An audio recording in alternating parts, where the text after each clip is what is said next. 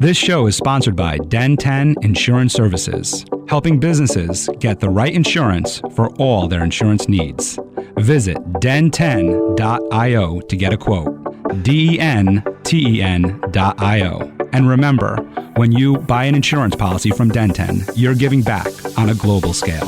Hello, all my entrepreneurs and business leaders, and welcome to the Michael Esposito Show, where I interview titans of industry in order to inform, educate, and inspire you to be great. My guest today has shared the stage with Gary Vaynerchuk, Ryan Serhant, Joko Willink, Russell Brunson,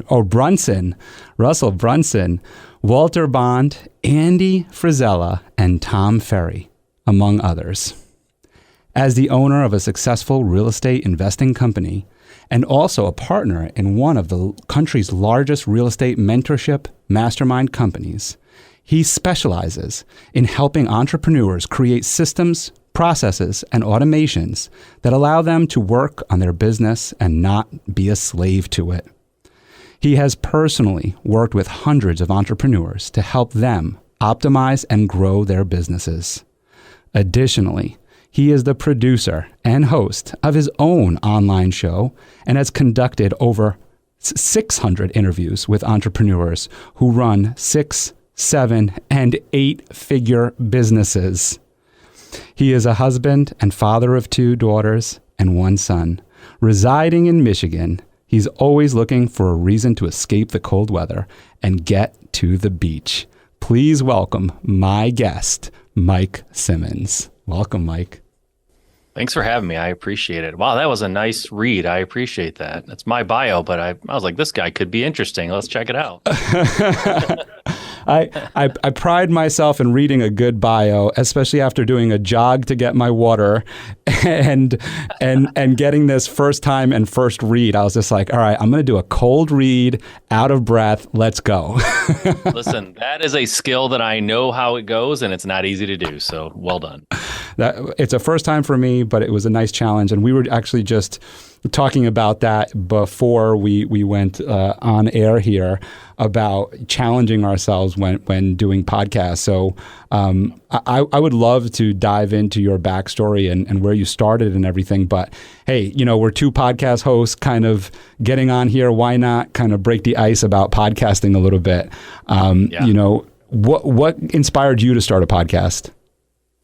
Well, what inspired me was I'm a big consumer of podcasts. And before podcasts, websites sometimes would upload audio, and I would actually download like MP3s and, AVIs and WAV files and listen to them.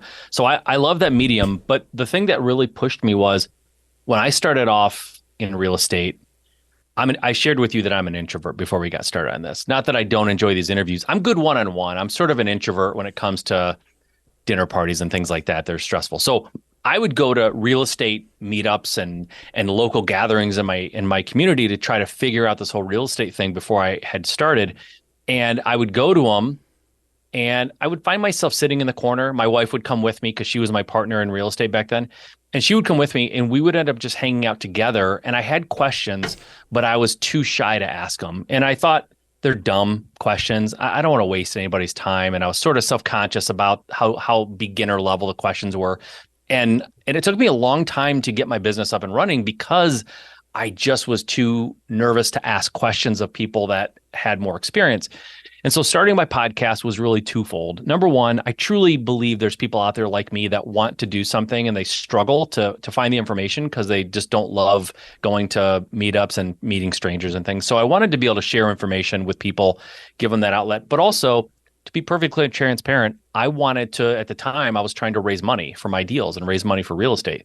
And I thought, what a better way to create credibility and have that platform to start reaching out and raising money for real estate transactions. So that's why I started it. The reason I continued it was it became not about raising money very quickly because I was able to do that even easier outside of my podcast. But I started meeting really interesting people and learning from them. And sometimes, I've had people on my podcast that would, in a billion years, wouldn't get on the phone just to talk to me, right? They're too busy. They have too much going on. But to be interviewed, they will. It's sort of a hack to get in front of really, really interesting high level people and kind of learn and get, knowledge and learning from them without, trying to get them to sit down for coffee. Like, how many times have I said, hey, let's have coffee. I want to pick your brain. It's like, you don't want to hear that again, right? So you get these people on that you could never talk to otherwise. And so it became a little bit about that. I've really made a lot of money and a lot of friends and grown quite a bit just from conversations that I've had with people that I never would have talked to otherwise. It's so cool because that's so true about I love that you called it a hack to get in front of some of these people because it is true. There's so many people that I wanted to meet that, if I reached out to them and said, can we grab a cup of coffee? They'd be like, I don't think I'd get a response. The other cool part about this like so-called hack is you're going through their intermediary of their VA or their assistant or their PR agency. But all of those people that I just listed have an interest in booking their boss or their client on our show. And so we get the meeting with them without even trying, which is really cool. And, it goes to, why I started this podcast too. And very similar to you in that, like, for me, I'm an extrovert. And, I show up to a party, I'm a ball of energy. I get energy from being around people. And so for me, it was all about like meeting people like yourself and learning as much as I can from them. So when I started it, that's what it was about for me. And what I ended up finding out was exactly what you just said, was like, I could learn so much from these people that I more than likely would have never got this knowledge from. And then now by putting them in front of a mic, putting me in front of a mic and recording it, I can share it with people and create a community around it, which is really, really awesome. I kind of want to just stay here for a second because you mentioned something. You said, as an introvert, you were afraid of asking dumb questions. And I mean, even as an extrovert, I'm afraid of asking dumb questions. And I think that, our listenership is full of entrepreneurs and business leaders and community leaders. And I know that they may experience some of that as well of, being in front of a board or being in front of a group, and they want to make sure that, that they are the expert in the room. And sometimes we have to portray that. But how do we ask questions that sometimes may make us feel like it's a dumb question? And how do you overcome that? Yeah. I think sometimes,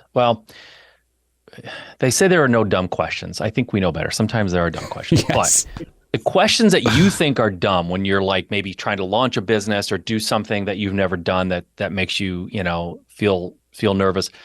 The reality is, after all these years of having my own business and coaching people and mentorships and all that stuff, the questions that I thought were dumb were the exact questions everyone asks, right? Everyone has in different industries and real estate have that you think are dumb and you're nervous to ask, have thousands of times of whoever you're about. They've heard it before. It seemed dumb to them. It seems like, okay, here's the questions that I always get. And so they're usually not dumb, but here's the bottom line. And I wish I would have had this perspective early on, even if they were dumb. What's worse, the pain of not knowing and staying status quo in my current situation, or feeling a little bit dumb for the question that I ask? Like, until the pain of your status becomes greater than the pain or the fear of sounding stupid, you're going to be stuck. And so if you don't want to ask, don't ask. And that means you're comfortable enough. You don't really have a lot of drive to learn or to grow or to get better.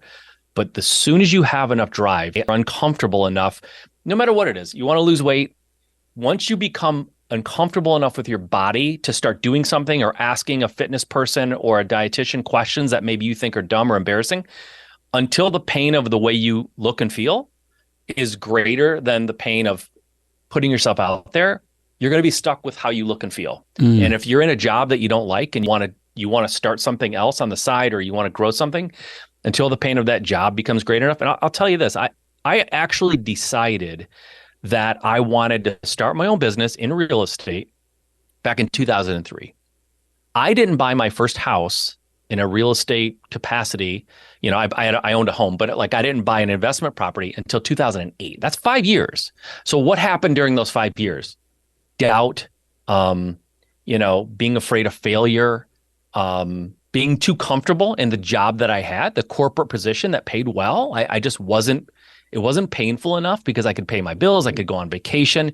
And until it became painful enough for me to actually put myself out there and start making offers on properties for investment purposes, I got stuck for 5 years. And I told myself I was educating myself, which really was paralysis analysis. I was reading and consuming, but I wasn't taking action on anything. I mean, how many people do you know, Michael, that they get a great book and they read it and they're like, oh, this is a great book.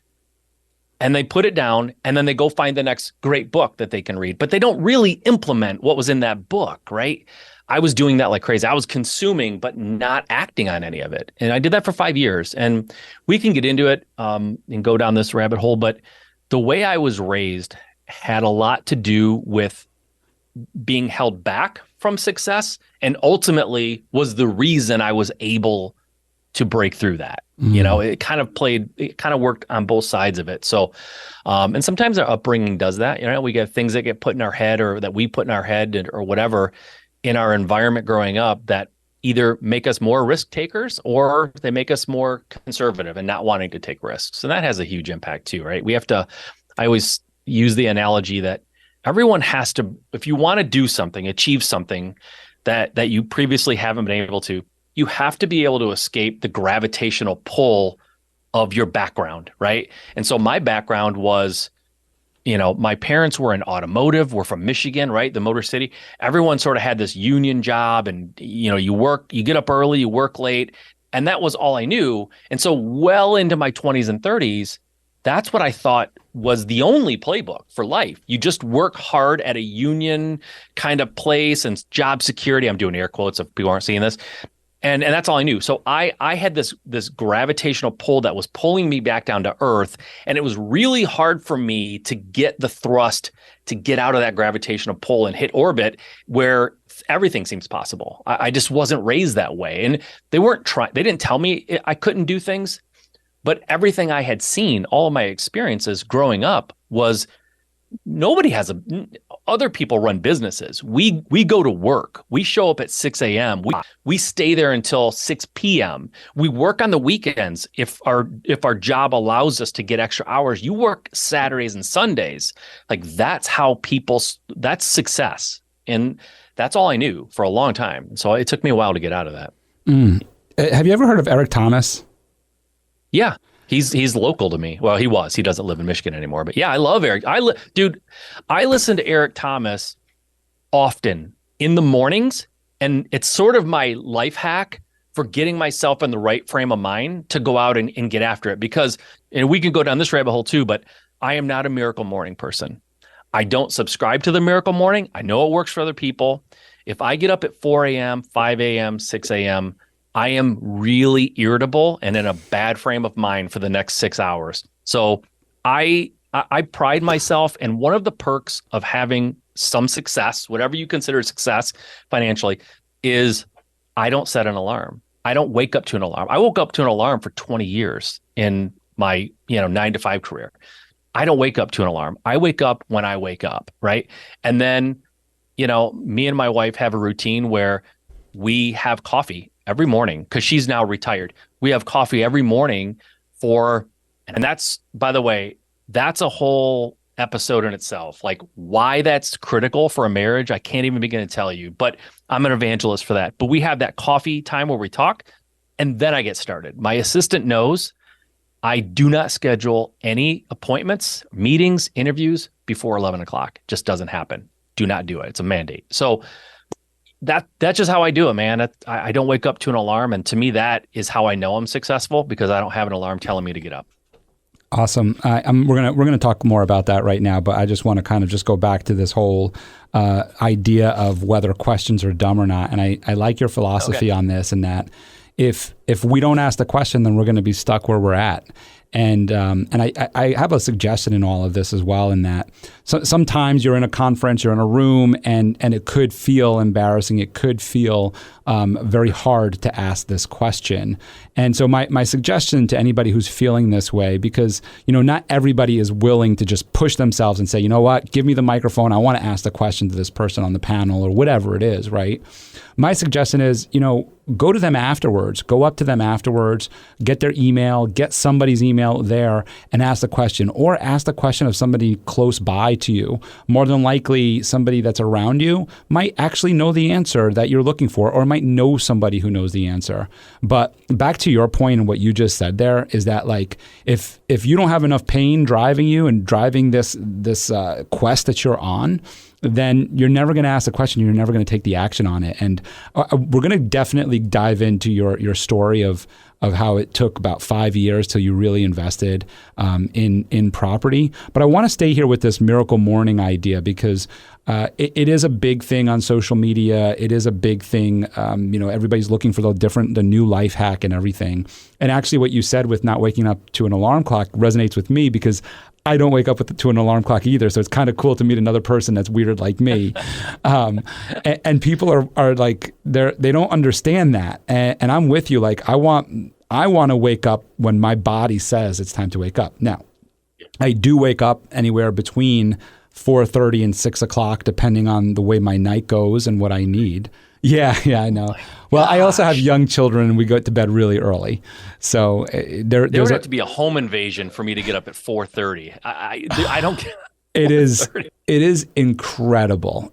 So I have young children. I have my daughters, Denise and Tenley. That's who Den 10 is named after, our insurance company. Denise is 8 years old and Tenley's 6 years old. So this has been a routine that we've been in for quite some time. And why I say waking up at 4:30 or 5 o'clock is amazing is because nobody else is awake, and I have time alone to myself. I don't really know what the miracle morning is, but I'm sure it has to do with waking up super early and doing some exercising and journaling and meditating and all that other stuff, which I speak about in other podcasts, which is wonderful. I'm more interested in this 2-hour coffee with your wife, because that is what I search for with my wife. If I can get, like, literally this morning, my wife and I were catching our 5 or 10 minutes together of coffee of her. She's a teacher, so she's out the door early. I take the kids to school, and so I actually can hang out a little bit longer. So I'm looking to have this, like, little time alone with her to talk. And one of our daughters came up and starts asking questions. And I said, Denise, it was Denise. I said, Denise, Mom and I are trying to plan a surprise for you, so please go away. And of course, she's like, well, what's the surprise? I want to know. I'm like, I just want 5 minutes alone with Mom so we could just talk about, like, what's going on today, what's going on tomorrow. So I would love the life hack, since we're on hacks today, the life hack on this 2 hours alone with your wife and spending that time. Yep. I would love to. I have actually thought about writing a book about this. That's how important I think it is. But before I do that, let me just jump back for 1 second. Yeah, please. You get up at 4, nobody's awake. It's a beautiful time in your life. I get that. I go to bed at like 1:30 or 2. No, right? I don't. And so like 11 p.m. to 2 a.m., I'm alone. And honestly, I work sometimes at that time of night because it's alone. That's the time that I feel most at peace and where I get that sort of serenity that most people get in the morning. So it's just like my clock is just adjusted. Like, I don't go to bed at 9 and wake up at 4. I go to bed at 2 and wake up at 8, right? It's like, it just, everything got adjusted. But that's my 2-minute defense of that. Just real quick, just because you don't have to defend it. I want to make sure that everybody knows this, because when we're talking about this, there's no right or wrong way. And this is for our audience, for our listeners here. There's no right or wrong way on how you manage your life. I think the most important thing, which does have a right and wrong, is that you're getting sleep.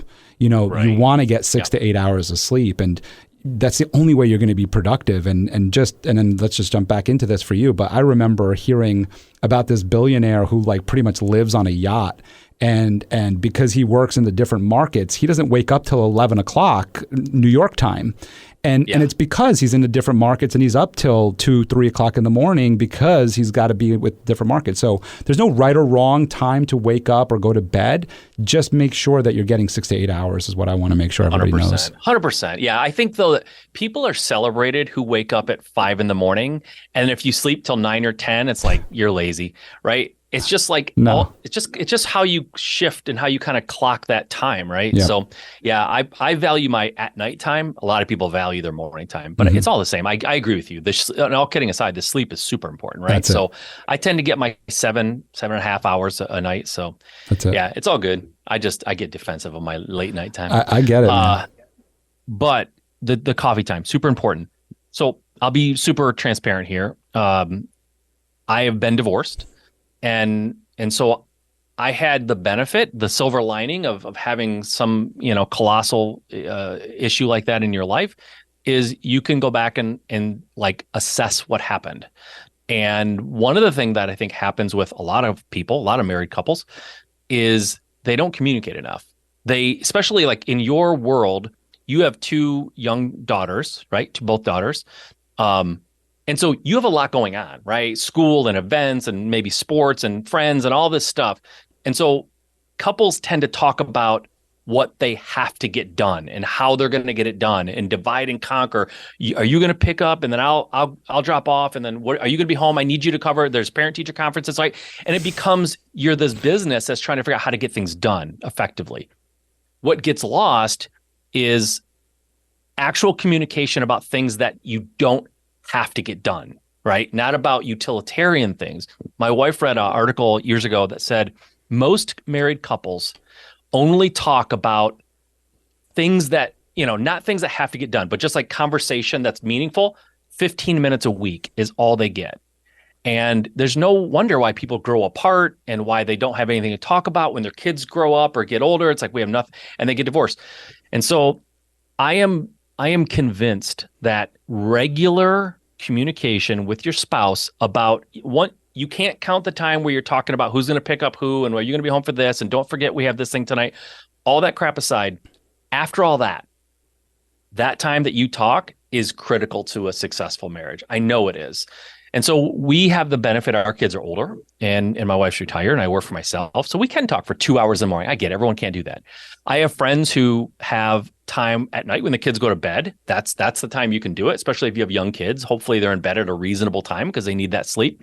I have friends who don't like coffee. Like we literally drink coffee. We turn music on. So there's no like visual stimulation that we're being drawn to. There's music on 80s because we're older and we just talk. And man, if you sit there with your spouse for an hour, hour and a half, you'll talk surface things. Eventually you will get to deeper stuff, hopes and dreams, like things that, you're happy about, things that you're not happy about. You'll get to really deep things and you'll get to a much deeper understanding of your spouse or your significant other if you do that. If you don't, you're running the risk of just getting through the day and you end up being partners, in terms of like we're partners in this organization we call a family, this business that we call a family, and we're trying to make sure that all the trains leave on time, but we're not really getting to know each other and growing together. And so I can't even stress enough. So, like I said, I have friends who don't like coffee, and so they go for walks. They go for, half an hour, 45-minute walk every night, no electronics, and they just talk. And I guarantee you, if you start doing this, well, what are we going to talk about for an hour and a half? That's ridiculous. Yes, it will get to a point where maybe you run out of things. And guess what? When you run out of the things that are already buzzing around your head, weekends, we just talk. And man, you will unload everything in the top of your brain, the middle, and the deep stuff will all come out eventually, right? Eventually. And I think it's critical. I think people who don't do that are missing out on a huge opportunity, and they're running the risk of sort of just kind of communicating what's absolutely necessary and never really having. And that's how people go, I didn't even know you felt that way, or this is the worst thing. This is the thing I hear from people that blows my mind. Could be an in-law, could be a friend. You'll be talking to them about something in their marriage and they'll say, oh, my husband, whatever. And they'll go, well, what does he think about that? And they'll go, I don't know. This is a major thing in your marriage and you don't even know what they think about it. Like you haven't even asked them their thoughts on this thing. You're just speculating what they think, but you haven't asked them, like, are you kidding me? So you have to have those, you have to get past the surface level stuff if you really want to have a real understanding. And so there's so much conflict avoidance that goes on when you regularly communicate. I just can't even stress enough. It's the reason my marriage is super strong. And it's probably the reason why a lot of marriages fail. They're just not communicating. They're not communicating right. And it also goes into teams. I mean, when you're thinking about this, and I want to stay on the family thing for a second here, but same thing with teams. Like when you're managing a team, Very similar to what you were just saying. I was just thinking about it with being an employee in the corporate world, like yourself. It's like, the manager comes in, it's like, here's the numbers. It's like you said, like, we're just managing the trains going in and out of the station, but you don't feel like they care about you. And the reason why you don't feel like they care about you, like they'll say, like, I care about you. I want to help you in your career. I want to help you earn more money. But you don't feel that way because they don't get deeper with you. They don't learn about you. They don't learn about your dreams, your ambitions, and all that other stuff. And I think when, we're right now in a place in society where it's hard to hire people. It's hard to find people to work for companies. And I think and we know that the big reason is because of company culture. The millennials and Gen Zers are seeing that company culture is or feeling that company culture is very important to them. And what is company culture? I think that's the other thing that is confused in all of this, and that company culture is not just saying, hey, these are our goals, this is how we're going to help you earn money, but it's also what you're talking about that you do with your wife. It's digging deeper, going to a deeper level. And I am interested in, I don't know exactly the size of your team. I'm very interested in your company culture and if you're able to get that personal with them. Great question. We have built in once a week for half an hour. We meet individually, not necessarily me every time now, but my COO meets individually with everybody on the team. There's no agenda, and it's not a business meeting. It's a half an hour where we can talk about anything. You can tell me about your home life. You can tell me about your kids' play that they just were. It's completely unscripted, and actually we don't say you can't talk about work if that's truly what's on your mind, but we discourage it being a work conversation. We just want to have a human conversation. And I actually wrote a book a few years ago called Level Jumping. And one of the chapters was on company culture. And I talk about in the book something called debits and credits in relationships. And this is for personal relationships, and it's certainly for work relationships. And what it is like, I'm sitting down with you, Michael, maybe it's just before a meeting, right? We both get there early, a physical meeting, right? We both get there early. And we just start chatting, and it's like, well, what would you do this weekend, right? Typical talk, and you go, well, I went skiing with my son, and we had a great time. And next week we're gonna go, snowmobiling or whatever. And I'm like, that's awesome, it's great. And then at the end of the week, I go, hey, Michael, have fun snowmobiling this weekend with your son. That should be a good time, right? That's a credit, right? I'm building a relationship. I'm connecting with you in a human way.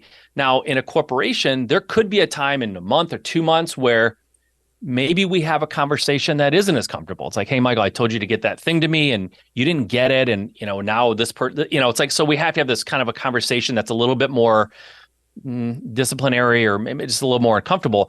Well, if I have never shown interest in you, I've never shown up at your desk and said, how are you today? It's just all about, you didn't get me this. You didn't do that for me. You didn't do that for me.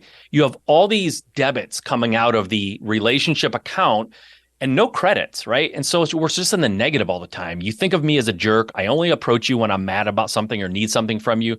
But if I balance that with truly getting to know you and caring, and I know your kids' names, and we have these, and I can say, hey, how was your daughter's play this weekend, right? She had one last weekend. You said you were going to go.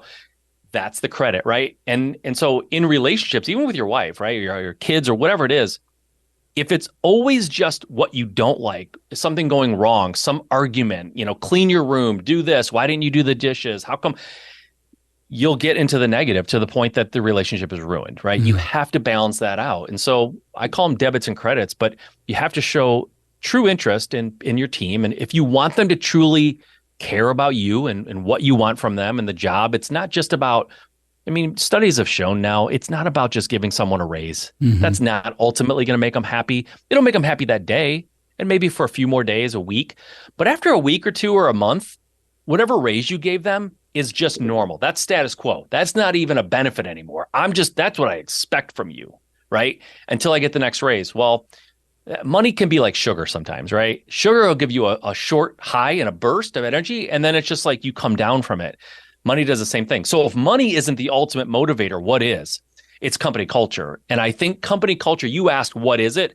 My definition, just like the simple definition, your company culture is your company's personality. And if you don't pay attention or think that your company has any culture, chances are your company has a bad culture and it has a bad personality and people don't love being there. It's like anything else in your life. If you don't focus on it, it's probably not going to go really, really well. And so, people who say, oh, company culture, guess what? I bet they have a turnstile of people coming in and out, hires and fires, people who are there probably are only there until they can find a better job. You're a placeholder for them until they can find a better job. I have people in my company that have worked with me for years that, I jokingly say, maybe I'm not joking, that they would hide bodies for me. Like I know they would, because they love working there. They know I care. I've demonstrated that I care. For example, we had someone who used to answer phones for us. And in my company, there's a lot of outbound marketing. And so that generates a lot of inbound calls. Call volumes peak between 1 and 4 for the most part in my industry. Well, I had my lead call person or lead phone person had to leave work every day at 3 because she had a parent who needed therapy, physical therapy. And she was the only sibling. There was no spouse involved. Like she was his only way to get to this physical therapy. And she's like, I know this is in the middle of our day, but I'm responsible. I have to take my dad to physical therapy. And we were like, then do it. Take him to physical therapy. We'll figure it out. We'll work around. We'll hire and kind of schedule in a way that makes that possible. But go ahead and do that. Be there for your dad. Guess who would have done anything for us? Because we demonstrated that we were about more than just the bottom line and just efficiency, right? We're about people too. Like we need people who love us, who are passionate about us, and who believe that we care about them. And you do that with your team, those kinds of things. And by the way, she wasn't looking for raises. Like she got raises. She never asked for one because she just knew we were giving her something that was more valuable to her than money. And if you can find the things that make people tick, like what is it that's most important to the people on your team, and help facilitate them getting that, forget about it. Game over. They'll do anything for you. Yeah. And it's so funny because so many managers, and this is an experience, that's what I'm speaking to here, is not just speaking blanketly here, is that it's like, oh, family comes first. And then you're like, I got to cut out early to pick up my kids from school. And they're like, you got to get somebody else to do that. What? I thought family came first, you know? And I literally had a manager say that. He goes, that's not a problem that I want to hear about. And like, that was like kind of more of his wording was, that's not a problem that I want to hear about. And I was like, man, this is just not the right place for me. Well, it looks good on PowerPoints to the team when you're doing an whole company presentation or something, but in actual practice, people don't know what it means, especially if they don't have a family, like forget about it. But even people who do have families sometimes sell themselves to the company. And it's like, I worked in automotive, if we make cars and that's all great, it's a really tough industry. There's a lot of unhappy people. There's a lot of people who really don't have good family lives. And it's because they become a slave. Like they'll do anything to get the next promotion, to impress their boss, whatever it is, at the expense of their family. And so, they end up having bad marriages. But yeah, it's tough to practice sometimes when you can see it having an impact on your bottom line. Sometimes you have to be creative as a boss, an owner, or whatever, leader. You have to be creative to try to figure out how to facilitate what people really want. And hey, the good news is they don't really usually want money. I mean, they do need money to survive and enough to be comfortable, but it's not the next raise. That's not really what people want. That sometimes they want autonomy. We see that now, right? In the world, everybody wants to work from home. They want autonomy. They want to be challenged. They want to be valued, right? They want to feel like they're doing good in the world. Those things are worth more than money to most people nowadays. In the 80s, maybe not so much. Maybe it was about the money. I don't know, but I don't think it is anymore. Yeah, and another thing that, so Lisa Bayou was talking about this in a course that I was taking, and something that she brought up that I thought was really good, and you mentioned this about personality, is the company culture, is the personality, is being upfront about your company culture. And I actually commend her for this, in that she said, our company culture is, if you're looking for a 9 to 5, this isn't the right place. She said, be ready for emails and phone calls from me at like 7 o'clock, 8 o'clock at night. And I think that's so important to be upfront with your team too. So it's like, we go back to the sleep thing, right? Like there's no right or wrong company culture. There's no right or wrong company personality. It's really about, are you being truthful with your team? Are you letting them know that, hey, look, we're a cutthroat company, and we want you out of bed when we say get out of bed, and we want you doing X, Y, and Z, and we don't care whether you can get your kids off the bus or not. Okay, at least I know that going into this. And maybe, at the time I'm single and I'm young and I'm ready to just go ahead and, to your point though, it's like, how long can you do something like that for? But I just want to go back to just making sure that you are upfront and honest about your company culture. And I just want to add one more thing to that, because I do want to go into your background and the auto industry in Michigan, because I asked you about ET for a reason. I'm working on. I'm always hiring. At Den 10, we're always hiring. We're always looking for new salespeople, and I'm mentoring a new salesperson. And I was talking to her about her schedule, and this doesn't work for everybody, right? Like, I have somebody on a service end. This isn't going to work for her because she needs to answer calls. She needs to service at certain times. There is certain time blocking that we've talked about working on for her. But I understand that in the sales world, and I'm saying this intentionally, in the sales world, there's a little bit more flexibility. So this doesn't always work in every circumstance. But this is the point that we're getting at, and what you're talking about here is that, she's coming from the service industry to where she did everything at home. She did the laundry. She created the meals. She got the kids off the bus. She cleans the house. She does all of the stuff that someone who has the time to do it at home, working from home, can do. And so she's like, this new job's going to be a big change in our lives, and I don't know how we're going to be able to do it. And she's stressing about it. And so I said to her, hey, look, what are some of the things that, of course, your husband can pick up? Great. And then what are the things that you have to do? And she's like, I got to do the laundry. Like, I'm not going to let him mess that up. It's like, okay, cool. So you're doing the laundry. I said, so when are you doing the laundry? And, she's talking to me, looking at me like, oh, it's my boss. And she's like, of course, after hours. And I'm like, no. Seriously, when are you doing the laundry? Because after hours, you could be at networking events. After hours, you're just cutting your teeth in sales. When I was cutting my teeth in sales, I was at networking events almost 3 to 4 times a week, and I could have been at 5 times, but I wanted to see my wife, right? Yeah. In fact, I was networking so much that I actually started. I made like a pact with myself. Not that I have an issue with this, but I made a pact with myself. I was like, look, I'm no longer drinking alcohol at networking events, because I'd be drinking every night of the week. And so I was like, that's it. So that's it. I only drink club soda or seltzer water at networking events because of that. That's how much I was networking. So I said to her, I was like, look, you could do the laundry during the day. You just need to block off the time for it. So I'm not talking about time blocking here. So she's like, really? Can I really do that? I don't know how I can do that. And I said, let's think about it this way. And thinking about this is company culture here, right? If you don't do the laundry for a week or two, right? All right. So there's some dirty clothes and I'm missing a sock or something, right? That's fine, right? But after 6 months of you not doing laundry for your family, eventually your husband and your kids and everybody in the house is going to be like, you got to quit this job, right? Yeah. Eventually, they're no longer supporting your dreams and ambitions. So you have to find a way to have that balance, to have that harmony between your job and your life and make it work. And I think for me as an employer, that's important to do for them. 100%. So I brought up Eric Thomas because you were sharing your story, your backstory on growing up in Michigan and the time, the punch clock and everything. And I remember in his book, he spoke a lot about that. And he talked about how hard it was to break out of that cycle.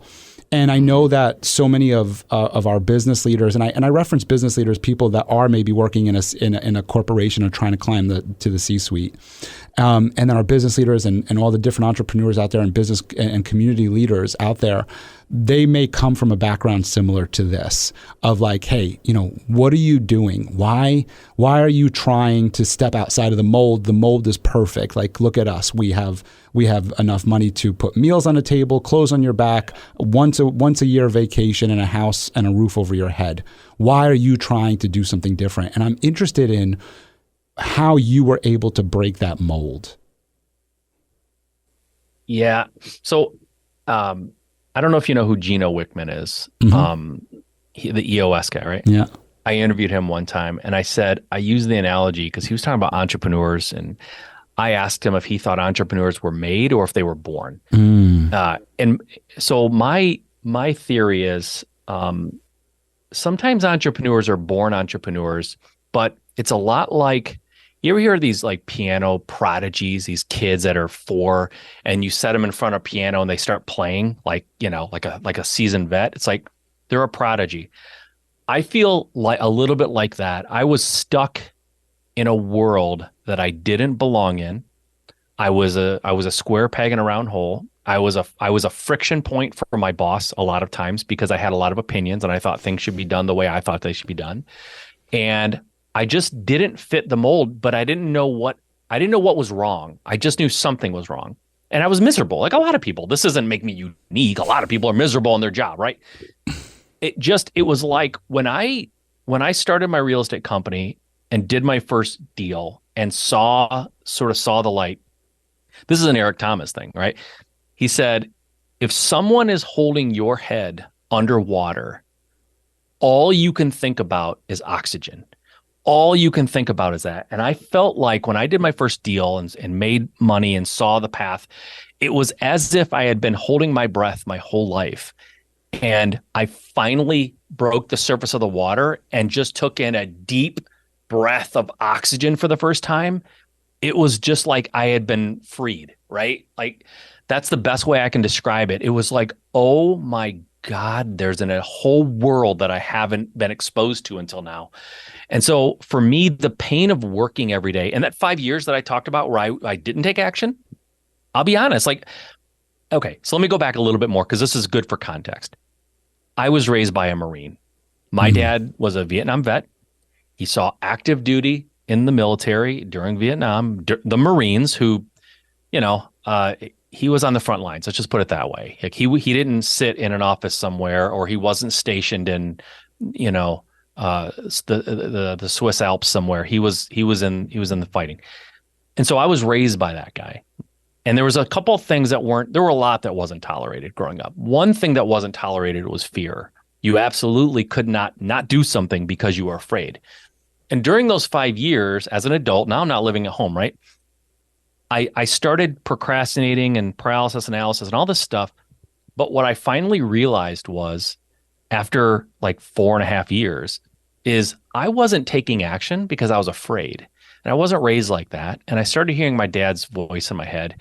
And I became so disgusted with myself and the excuses that I was making that I had a hard time facing myself. I just really had self-loathing because I was not doing something. I knew I wanted to do it, and I was paralyzed with fear. And for me, it wasn't fear of losing money. It wasn't even necessarily fear of failure. I think there's a lot of different fears that people have. One of them is fear of loss of reputation. And it wasn't like I was some guy that everyone knew, but I didn't want to be humiliated by failure. Because most people who are not entrepreneurs or business owners or whatever, especially in the automotive industry, they mock people who step outside of that world. Like you said, right? This is what we do. This is normal. And I didn't want to tell people that I was going to do something and then fail at it because I knew the rest of my career, I would be mocked for it. And that was what was holding me back. And it wasn't until that self-loathing, that whole hearing my dad's voice, the military guy, the Marine in me. And I said, I am so miserable with my fear that's paralyzing me. That's making me more miserable than just screwing up and messing it up. And so I went out and did it. And, you know, the first deal I did wasn't perfect, but I made money. Matter of fact, I made more money than I had ever seen at one time in my life. And it was only $15,000. I made $15,000 on my first deal, right? My wife grew up poor. I grew up middle class, but I had never had $15,000 go into my account for anything at any time. And so it was huge for me, but I hedged my bet. Here's why. I didn't quit my job right away, first of all, but even before I did that first deal, I didn't tell anybody. My wife and I kept our business 100% secret from everybody, including our kids. We would tell them we were going out to dinner, we're doing this. When we were going to houses to check progress and to see, you know, what's going on, the way that everyone found out that I was doing real estate in my life, my friends, my family, my kids, my coworkers, is the local newspaper. And I mean the Detroit News, not like a little town, but literally the biggest newspaper in Southeast Michigan, called me one time. And they actually reached out on Facebook and they said, hey, we're doing an article on entrepreneurs. We'd love to interview you. Are you interested? And I said, sure. They came out, took pictures of us, interviewed us at one of our houses. And I really thought this was going to be a tiny paragraph on page G of some whatever. Like no one's ever going to see that. Who cares? Sunday edition of the newspaper, the largest circulation of the week, front page, full color, half page picture of my wife and I as house flippers. My phone started ringing, my friends, my family. It was actually kind of a really bad thing because we felt horrible. Like our friends and family didn't even know. And we're in the paper for doing something that they didn't even know we were doing, right? That's how afraid I was of failing before I knew I could do it. I didn't want anyone to know, but I got sort of outed like in the newspaper, like about as big as it could be for someone who wasn't really famous. And, I went to work and people at work started saying, because we were going through layoffs at my 9 to 5 at the time. And people started saying he should get laid off. Like he's got another job. He has other income. He should be laid off. Like I was really fearing for my job at that point. It was really crazy time in my life. Luckily, the HR person, and I was working for an international company. This wasn't a small local mom and pop shop. I was working for an international billion-dollar company. And they called me into HR and I was like, this is it. I'm getting axed. And the head of HR lady said, first of all, your job is safe. So just relax. I brought you up here because I wanted to know how you're doing it. I'm very interested in what you're doing. I would love to do it too. And I was like, this is awesome. And there were people who never forgave me for not getting fired. Like there were people who really thought I should have got fired and they just stopped talking to me. Like they were resentful. So it was a weird time, but it was all fear, man. It was all fear, like paralyzing fear of failure and having to face people and knowing that I failed. I couldn't stand it because also failure wasn't super tolerated in my house either, right? So I have this innate fear of failure. And so I said it was what held me back, but the reason it drives me is I was taught to not give up. I was taught to not give into fear. I was taught to take risks in life. Usually when I was a kid, that was in the form of physical risks, like if you're afraid to go on like on a roller coaster, like you're going on that roller coaster, right? If you're afraid to dive into a pool, you're diving into that pool. It's mostly physical, but that translated in my mind, it translated to money too. I have a very high risk tolerance when it comes to money. I am very willing to put money on the line and take an educated risk. I have no fear of that at all. So that upbringing and that discipline and that, I'm not, fear is not tolerated kind of an attitude, it sort of pushes me now, and the thought of going back to that 9 to 5 is more painful than me pushing forward and starting businesses and growing my businesses. I never want to go back to that life because I've come up from the surface, right? I was underwater, couldn't breathe. I've come over the surface. I don't want my head pushed under the water again. And to me, that's working for somebody else, working a 9 to 5 or whatever. That to me, that equates to having your head under the water. I just can't do it again. I can certainly relate, as you could imagine, with everything going on in my life, with starting an insurance company, and I remember that feeling, same thing of working in the 9 to 5 insurance agency, and just being like, I got to get out of here. I can't go on with like this any longer. You mentioned about your risk tolerance, and I remember reading in your bio about you having this risk tolerance that you just mentioned, where you're like, look, I'll push all my chips in, middle of the table. I got no issues with that. But then your partner, in more ways than one, does not have the same risk tolerance. And I'm sure so many others experience this. I mean, my wife doesn't have the same risk tolerance that I do either. I'm like, let's go, let's do it. I think she calls it oppositional defiance. You and I call it as risk takers. my wife was a teacher, by the way. Oh, so mine too. I know about oppositional defiance. I know that's a term used in the education. There you go. Yeah. Yep. So that's what she calls it. So I'm very interested in how you're able to, and of course your 2-hour coffees help with this, I'm sure. But how you're able, and this may happen with partners too. You might bring in financial partners and they don't have the same risk tolerance. But how are you able to find that balance of like where you're an all-in kind of person and your partner may not be? Well, I'll skip to I'll give you the end of the story and then I'll get you how we got there. She's not my business partner anymore. Okay. The way we got there is we started off doing this together. And it was great. And we kind of divided and conquered. And she has much higher level of detail and she's more detail oriented. So she was handling, getting the insurance and all the documents and going to closing and all that stuff that I really don't love. I was in charge of finding properties and dealing with contractors and all that. Well, we started having some success early on, like especially in our local community. We were having uncommon success for the few people in our community, right? And so I started to feel a little bit like I couldn't fail. Like I really started to get this God complex. Like I'm doing this and I'm succeeding. I think I could almost do any business and have the similar success, which is stupid. But I did. I sort of veered out of real estate and started going down a path of a different industry. And, long story short, I lost $30,000 in a very short period of time. And I sort of like, it was the reality check I needed. It was a slap in the face, a little bit of, take me down a couple of pegs. But for my wife, it was like devastating, right? I can lose $30,000 and not lose sleep. It was devastating for her. And it didn't like wreck us. We didn't like go like have to file for bankruptcy, but it's a lot of money. And so she said, listen, for 6 months, let's just stop all of this business stuff for 6 months.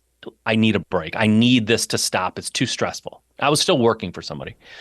I said, okay. It wasn't really a question. It was sort of a mandate. I said, okay, I get it. And so 6 months to the day, I'm like, been 6 months. What are we going to do? And she's like, you know what? I don't want to do it. You do it. I believe in you. I trust you. I know you're going to be awesome at this. I totally will support you. I will cheer you on. I just need to not be in it day to day because the stress of the day to day, the roller coaster of that life, it's just not me. I just can't. I'm not happy when I'm doing it. And I said, I totally get that. And she said, but I'm not going to stop you. In fact, I will be your biggest supporter. I love it. And I know you're going to be great. I don't need all the details. That's going to stress me out. And when we were together doing that, she was sort of to use a racing term, she was sort of the governor of our business, right? She was the restrictor plate that didn't let me go as fast as I wanted to go, but it also kept me safe. And so for the time that she was in the business, we probably avoided a lot of rookie mistakes that would have been very costly because she kept slowing the process down. Well, once she stepped out, there was no restrictor plate and I just floored it. And honestly, that's when my business took off. I really was when I took off. In any business that really has short, like a burst of success, there's some luck involved with anything, but it was me taking much more dramatic action that I had taken in the past. And within a short period of time, I quit my job. My side hustle became my main focus. I doubled and tripled my corporate income like that. And in fact, my wife is really conservative. So when I said, hey, I want to quit my job, here's my plan. Because I know you don't want me just to quit. Like that's not a good plan for you. It would have been for me, by the way. I could have just quit and said, I'll figure this thing out. But I said, if I can save 1 year's salary, put it in the bank, that gives me at least 9 months to try this thing before I have to take the rest of the year to try to get a job again and go back to it. But if I can save 1 year's salary in cash in the bank, do you care? Like, is it going to be okay? Are we going to have a problem? Can I just quit and then give me 9 months? She's like, if you put a year's salary in the bank, I don't care. You have a year to do this, right? Within 3 months, I had doubled that, right? Like I had made another year's salary. So I never looked back, but my business took off fast. And I started taking some risks and being a little bit more aggressive in what I was doing. She didn't want to know. I didn't tell her. And I took the risks and it paid off. But I learned in the beginning when we had sort of this partnership that was where she was the brake and I was the gas, it really did allow me to learn without taking crazy risks and losing money. And I just took that experience and applied it. And, a lot of things happen, but I was one of those success stories where people go, wow, that happened. That was an overnight success. Fact of the matter is I was in real estate for 4 or 5 years trying to figure things out and growing slowly before she stepped out. And then within 12 months, I ballooned to over 7 figures in profit within 12 months. Like I was like a $200,000, to use an industry, a real estate industry term. I was on a $200,000 run rate. Like that was my pace I was on to make 200,000. I made over $1 million 12 months later because of just having a little bit more freedom to do what I wanted to do, joining a mastermind, putting myself in rooms of people that were much farther down the road than me and being able to ask really good questions of those people. The book I referenced earlier, I wrote, it's not like how to invest in real estate. It's how I grew from like a solopreneur side gig to a 7-figure profit business. Like that's how I did it. And it was company culture, it was hiring properly, it was, partnerships, all those things that you do at the next level once you kind of get your feet wet in business. How do you make it a legit business, right? And now that company makes over 7 figures still, and I work about an hour and a half a week in it. That's my time commitment to it. And which is the goal. That was my goal always. I never wanted to have a company that made me work as much as I did in corporate world. I want that time of freedom of time, but I don't think anybody is ever truly free until they're financially free. Like you are free. We live in a free country, but you don't feel as free if you don't have the money to pay your bills and you don't have the money to support your family and you don't have the money to have that time. Like you can't have the time freedom unless you have financial freedom. So I created the financial freedom, which by the way, to get there, I had to work my butt off. I was working hard to get there. But once you start getting there, you start building teams of people who are better than you anyway at certain specific things, right? You build that team so you can step out. Now, if I were to step in and take over positions in my company, we would have a negative effect because I'm not as good as the people I put in all those positions. And then you make them raving fans of you and your business, and you've got something now, right? Now you got a business that runs without you, of people who love being there, who love you. It's a beautiful thing. That's what we're trying to do here. Awesome. I got so many questions for you to unpack in terms of all of this. The first question that I was thinking about while you were speaking about this was about what made you different. And you soon jumped right into some of the things that made you different. The one that stood out to me was joining a mastermind. So I have a feeling that you'll probably take us a little bit further back beyond the mastermind. But I kind of want to start with the foundational question of what made you different in the beginning. So, I mean, obviously you talk about, your wife stepping out and you hitting gas pedal. There's so many others, house flippers, let's call them, right, out there that hit the gas pedal, but quickly burn out. What was it about your strategy that made it different? So, yeah, it's a good question. I think I've helped so many people build their business. And I'll be honest, anybody who gets into the business of trying to help other people replicate their success can be frustrated because you can just, again, to use a real estate metaphor, I can give someone all the tools, all the lumber, the power tools, and the plans to build a house. 2 people, same plans, same tools, same opportunity. One will build a beautiful house and the other one will blame the tools and never do anything, right? And so what made me different, to answer your question, is, again, I'll give my dad some props for this. Excuses, I mean, I can't even tell you what an excuse would get from my dad. And so I wasn't in the business of making excuses. And so when I joined a mastermind, there was somebody in that mastermind who was leading it, who I knew had the success he claimed to have. And unfortunately, that's a factor of following certain people. Not everyone's 100% honest about what they're doing, right? But I knew for a fact he had the business he claimed to have. And so I asked him questions. I at the time, he was about 4 years beyond where I was in his business. In other words, 4 years earlier, he was kind of where I was, and he grew from there. And I said, his name's Andy, he's still a close friend of mine. I said, Andy, what did you do in your business 4 years ago, over the last 4 years, to get where you are? And he said, I'll tell you. And he kind of started breaking down what he did. And I said 2 things. Number one, when he told me, I didn't use the phrase, yeah, but, because there's a lot of yeah butters out there. You tell them, they ask you for advice, you give it to them, and they go, yeah, but that doesn't work in my market. Yeah, but they're yeah butters. They're never going to succeed. So I didn't yeah butt them. And also I said, Andy, if you were able to do what you just said over the last 4 years, good and bad, right? He told me, this is what I did that worked. This is what I did that didn't work, right? Which is super valuable. And I said, if you did that over the last 4 years, not knowing what you were, not having a crystal ball, you were just trying and trial and error. And now I know the path. Like I know the blueprint. Shouldn't I be able to condense that time frame? Like it shouldn't take me 4 years if you had to figure it out and it took you 4 years. And he said, you should be able to do it in less than 4 years. I did it in a year because there was a field in front of me and there were landmines. He had to find them by walking on them, right?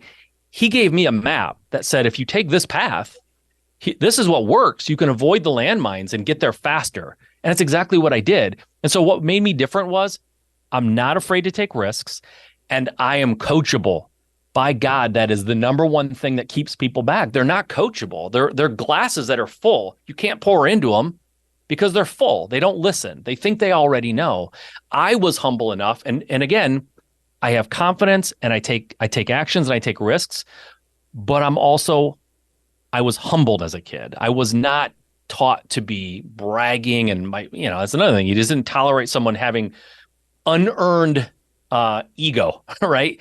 And so I'm very coachable. To this day, I'm very coachable. If I encounter somebody that I admire and I believe they have something to offer me, I am so coachable. I will 100% listen and apply what they say. A lot of people aren't like that. They make excuses. They blame the tools. You give them the tools and they blame the tools. The other person uses the tools and they don't use as an excuse. The mastermind that I walked into really only had one person with real knowledge. And there was a room full of other people like me that needed knowledge from him. There was no Facebook group. There were no video courses. This group offered nothing except access to a successful person. And that group of original 25 people, about half of them actually went on to have great success, and the other ones blamed the tools and they went away. Now that mastermind has video courses, Facebook groups, meetups, it has everything in the world, and I still see people blame the tools and they don't have success, right? So it's not the number of things. It's not like you need a million things to be successful. You just need to find somebody or some resource that you believe has the knowledge and actually apply it. Like I took massive action too, by the way. When I would make profits, all those profits would go back into marketing. And then I would get more profits, more deals would come, and I would put more into marketing.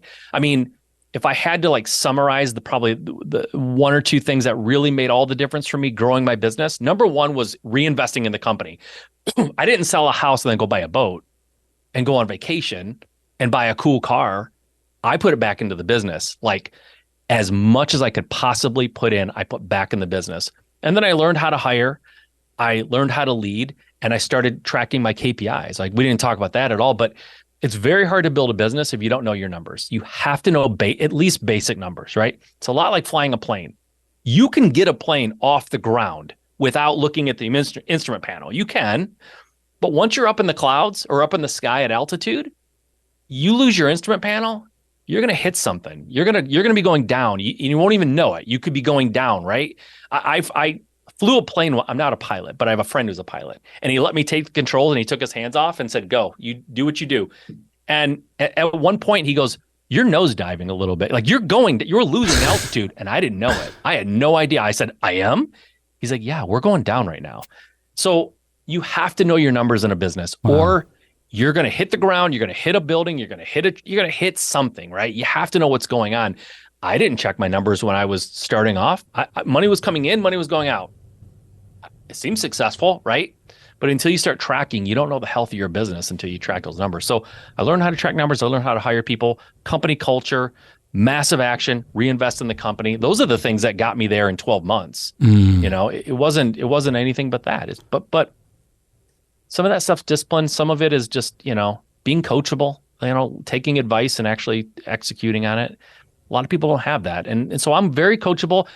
Here you go. So here's probably the best way to describe me. The best combination of things that I have is I'm willing to take massive action, and I'm extremely coachable. That's the secret to me.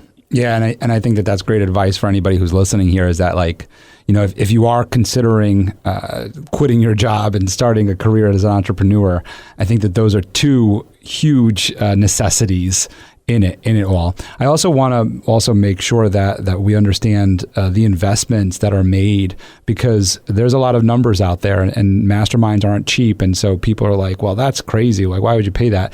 Do you remember what the cost was for your mastermind? Yeah, it was okay. I'll tell you, but let me tell you this beforehand. I had never paid for a mastermind prior to this. And my philosophy was, we are in the information age right now. There is nothing I will learn in a mastermind that I can't figure out on my own, right? I was dead wrong. But yes, to answer your question, it was $25,000 for the year, for 1 year. And at that time in my business, I was doing more what's called wholesaling in real estate. And so a typical wholesale transaction would net somewhere in the $12,000 range at the time for me and my business. So the way I looked at it was, if I can surround myself with successful, smart people who I can ask questions to for a whole year, will that not get me 2 more deals than I would have gotten all on my own over the next 12 months? And if the answer is yes, it's a no-brainer. If the answer is no, then I shouldn't do it. And it was easy. I said yes, because I knew who was running it. I knew what his business looked like.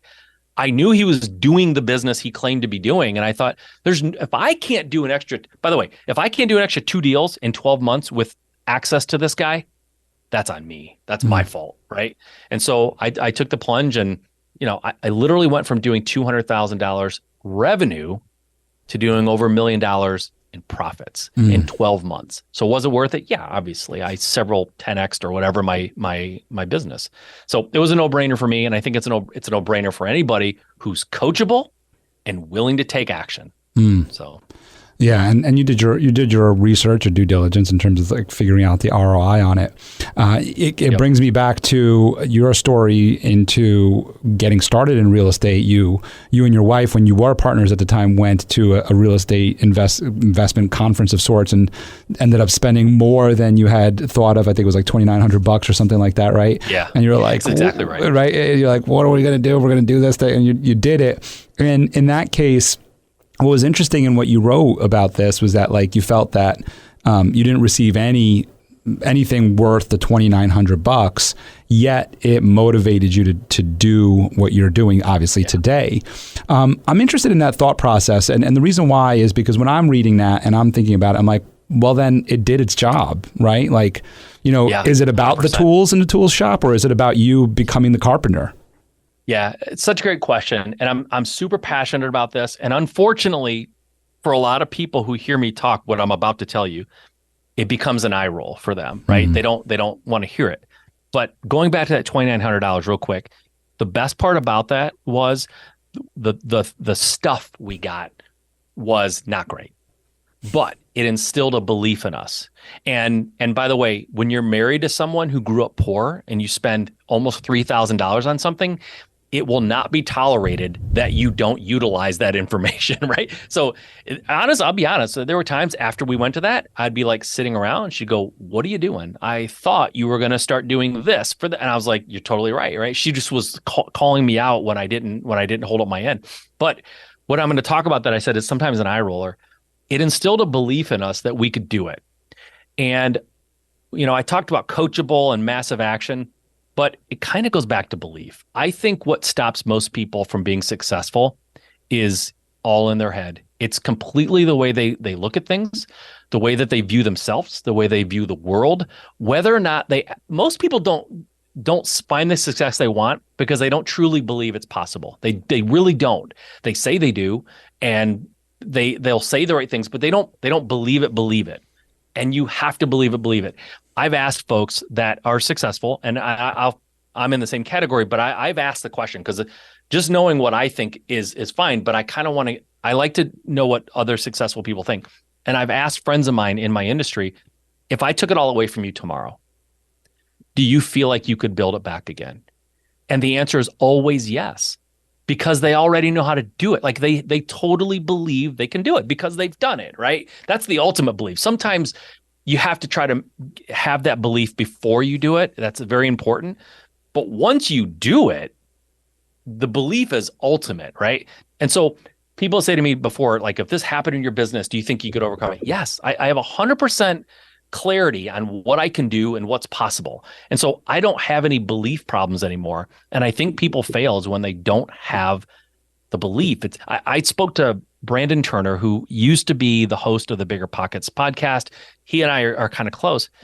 And we were talking one time, and he said, all these books and shows and YouTube channels about how to do real estate and how to buy and find deals and talk to sellers. He said, all of that doesn't matter. It's all about mindset, 100%. But when you say the word mindset, it's been so overused in our world now. People go, oh boy, here we go. More mindset fluff. I'm really sorry, but your mindset is 100% in control of your success, in my opinion. 100%. That's why I can give two people tools and the blueprints and all the lumber to build a house. One will build the house and one will not, because they had a bad mindset. They just didn't believe it. They were excuse oriented. All they wanted to do was tell everyone why it can't be done. That's all they're interested in. And there's a lot of people who that's all they're really interested in, is telling you why it can't be done. Then they feel better about not doing it. I did it for 5 years. I didn't necessarily talk about why it couldn't be done, but I told myself why I shouldn't start yet. I'm not quite ready. I haven't learned enough. And by the way, I didn't talk about this, but during that 5 years, the one critical mistake I made was not telling anybody what I wanted to do. Because if you don't have anybody or anything holding you accountable, and it's all in your head, right? Like if you say tomorrow, Michael, I want to start working out 5 days a week, but you don't tell anybody, and after a week or two, you haven't worked out, there's no one to call you out. There's no one to hold you to task. There's no one to go, hey, I thought you were going to work out. You don't tell your wife that. She's not going to give you any hard time. But if you say, honey, I'm going to start working out 5 days a week, I'm dedicated and I'm doing it. A week later, she didn't see you ever work out. What is she going to do? I mean, I don't care, but I thought you were going to work out, right? It will happen. And so it's harder to not do the things you want to do when you just keep it all inside. I kept it all inside and it rotted inside of me. Like it literally rotted, and it started just eating away at me until I couldn't take it anymore. And I went out there and did it. And my biggest regret in life is not starting sooner, right? When's the best time to plant a tree? 10 years ago. When's the next best time? Today. Right? So it's so funny. I'm actually experiencing some of the stuff that you're talking about, and it brings to mind the question. This is going to be a question for you in a second. I just want to kind of frame it up for you. The idea of fear of success, and to your point though, in terms of like making sure that when you're taking massive action, that you're letting people know. Right now, I'm in the process of looking at acquiring other agencies. So I'm not in the process right now of acquiring one, but I want to acquire other agencies. And, that sat in my mind for a while. So in my business plan, I talk about all of this, and my team knows that I want to acquire agencies, but it kind of like fell off, right? It fell off the radar. I acquired one and it fell off the radar, and we just went back to business as usual. And then more recently, I was like, no, I want to do it. I want to acquire more agencies. Insurance agencies that we're talking about. And we'll start talking about it a little bit more. And I bring it up to my accountant team, and my accountant team says, okay, what are you looking at? And so I put out a number there, and they're like, okay, cool. They put me in touch with somebody. So what I'm sharing here for our audience is like, this is real life for me, in that by putting it out there, opportunities started opening up. And, the opportunity then opens up, and I become part of this networking group, and I start sharing like, yeah, I want to acquire an agency. And so I finally get a meeting with somebody who is like, let's talk about this. Let's talk this through. And I said, I'm looking to acquire an agency. And at the time I had said to him, I said, I'm looking to acquire something that's just about $1 million in revenue. And he goes, that's cool. He goes, how are you going to fund it? I said, well, yeah, I'd like to get investors involved and all this other stuff. And he goes, let me tell you something. He goes, if you're looking to get investors involved, $1 million in revenue is not going to excite them. And I said, really? And he said, what am I talking about here? He goes, you're going to need to look at like 3 to 5 million at a minimum in terms of like to get them excited. And so I said, thank you for, we had a longer conversation. I said, thank you. And now I went back to the drawing board and I started looking at it. And I remember I had the opportunity to be at the event that Grant Cardone put on. And I remember John, I forget his last name, but from Shark Tank, on stage with Grant, and Grant asked him, what was your biggest regret? And very similar to what you said, not starting long ago. And John said, I didn't dream big enough. And so this guy tells me, you got to go 3 to 5 minimum. And I'm like, all right, well then I guess I got to double that. I got to dream bigger. But where I'm going with all of this is, that's when I was just like, I got to start telling people, if I'm going to make this real, just look at the little bit of momentum that I got in terms of like guidance by making it real. So I started telling people, and I've been emailing. I sent off 3 emails right before we jumped on this podcast together to a couple other people in the industry of like, hey, look, I'm looking to acquire. And now here I am for the first time actually saying it on this podcast here. But that's what makes it real. And now let's get into this fear of success. As this starts percolating in my body and in my mind, I'm like, I'm writing it out, I'm journaling it, I'm talking about it. I'm starting to go to bed the last couple of weeks with a different feeling. I'm like, well, wait a second, because I'm with you on this whole belief thing, is that like, if we believe it, we can achieve it. And which that sounds really corny, but it just came out and flowed. But it's true. Like, I'm going to bed like, wow, this is going to happen. These things are going to happen. And just for your background knowledge in terms of going into this fear of success thing, is that at Den 10, my whole goal and vision is that we grow a beautiful, large agency, but it's really so that we could impact our communities in a positive way, and in giving back to our communities and creating self-sustained communities to help uplift people out of poverty. That's my mission at Den 10, and so that's why I do this. So now I'm going to bed thinking of all of this stuff, and not to the point of paralyzation, but anxiety starts creeping in. And I'm able to identify that anxiety, because I'm part of masterminds and coaching as well, as fear of success. And I can only imagine that you've dealt with this and have coached on this. So I'm very interested on your thoughts on this. Yeah. So I don't like it. I don't like the term fear of success. Here's why. If you could snap your fingers and have the agencies creating the $3 to $5 million tomorrow, and it's running well and successful, you would snap your fingers. You're not afraid of it. I feel like it's more insecurity, self-doubt, self-worth. Those are the things that are taking it down, because everyone will snap their fingers and win the lottery. Yay, right? No one would go, oh my God, I'm too afraid of it. I'm afraid of having the money. No, they're not. They don't feel like they're worth it. They don't feel like they can do it. Like, they have a low self-esteem, and it's hurting them. And I'm not saying you have a low self-esteem if you don't make $3 or $5 million. I'm saying your self-esteem or your self-worth, or those are the things that are working on you, in my opinion. I don't believe anyone's afraid of success. Mm-hmm. They don't think they're worth it. They don't think they can do it. They don't think they deserve it. Maybe that's what we're talking about here, is like, what do you subconsciously feel like you deserve? Listen, I was raised middle class. We weren't poor. We were not rich. And I was taught a certain way of looking at money that was, matter of fact, I wasn't even allowed to talk about money growing up.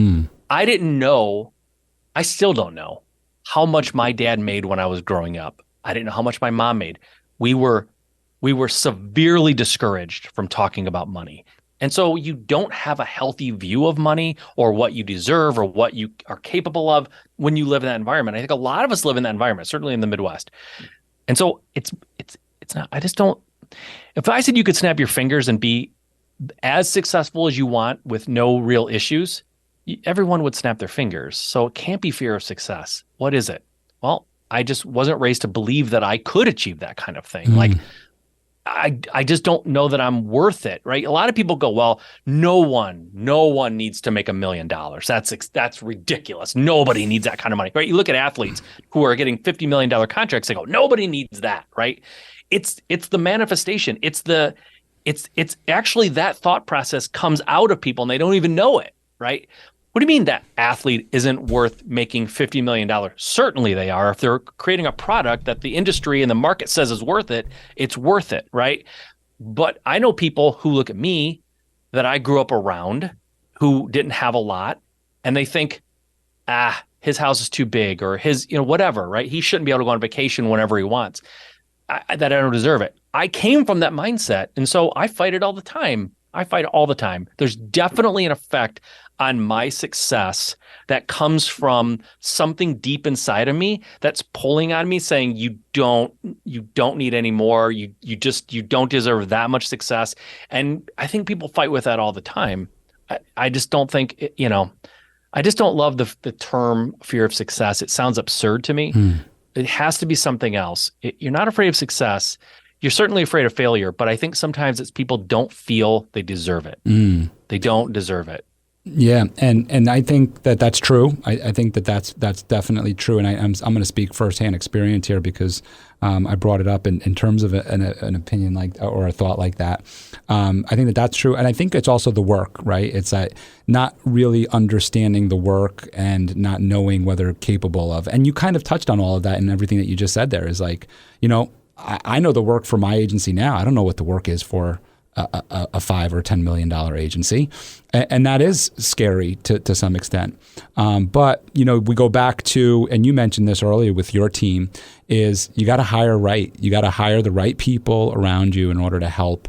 And my coach talks about that with me too. She's like, yeah, but you're going to have more people around you, and making sure you surround yourself with the right people that can help take on some of the different things that you need to do in the business. So I think that's a really great way to frame it the way that you did, and kind of removing it as fear of success, but really understanding what are the underlying things that are happening. And I highly recommend, and I know you do coaching as well, so I'm happy that this comes up. I highly recommend anybody who's in any field, any industry, anywhere looking to grow and looking to do anything in their lives, hire a coach, because these are the kind of things that we work on together. Like I'm currently working on this with my coach and getting new perspectives, and I know that you probably do this with your clients.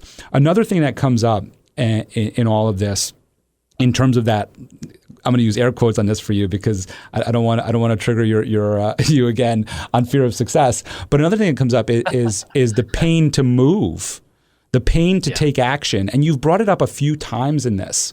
And I think that that's another big thing in this, right? Because like, you're right. If it's out my fingers, yeah, boom, it's there.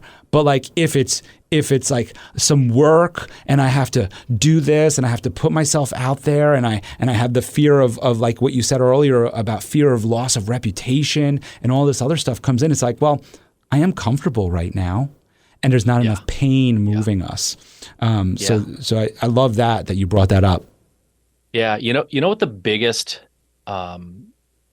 hurdle, or the biggest thing that will take down a prize fighter, championship boxer, for example, success. And they become comfortable, and they don't want to put in the work anymore because they don't have to. They're not hungry anymore. They don't feel like they have to fight to live anymore, right? And so it happens all the time, and it happens to us too, right? I talked about self-worth and all this, feeling bad about yourself.